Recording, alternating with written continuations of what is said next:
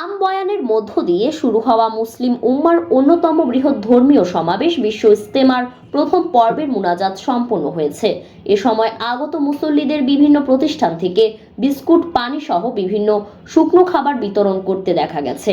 আজ সকালে টঙ্গীর তুরাগ নদীর তীরে অনুষ্ঠিতব্য আখেরি মুনাজাতের মাধ্যমে এই পর্বের সমাপ্তি ঘটেছে। আখেরি মুনাজাত সকাল 9টা থেকে শুরু করে প্রায় 30 মিনিট অনুষ্ঠিত হয়েছে।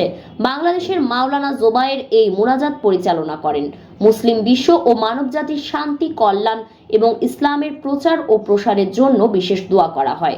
ইজতেমার ময়দানে দেশ বিদেশ থেকে আসা লক্ষাধিক ধর্মপ্রাণ মুসল্লির উপস্থিত লক্ষ্য করা গেছে। সারা দেশ থেকে বিভিন্ন জেলা ও উপজেলার তাবলিগ জামাতের সদস্যরা ইজতেমায় অংশ নিয়েছেন। এছাড়া Bharat, Pakistan, Indonesia, Malaysia, Saudi Arab সহ বিশ্বের বিভিন্ন দেশ থেকেও মুসল্লিরা এখানে উপস্থিত হয়েছেন। বিশ্ব ইজতেমাকে কেন্দ্র করে কঠোর নিরাপত্তা ব্যবস্থা নেওয়া হয়েছে। পুলিশ, র্যাব ও অন্যান্য আইন শৃঙ্খলা বাহিনী ইজতেমার ময়দান এবং আশেপাশের এলাকায় নিরাপত্তা নিশ্চিত করতে কাজ করছে।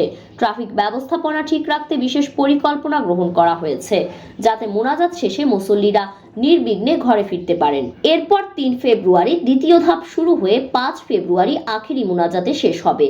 8 দিন বিরতি দিয়ে 14 ফেব্রুয়ারি তৃতীয় ধাপের বিশ্ব ইজতেমার আয়োজন করবেন সাদ অনুসারীরা। 16 ফেব্রুয়ারি রবিবার আখেরি মুনাজাতের মধ্য দিয়ে শেষ হবে 2025 সালের বিশ্ব ইজতেমা।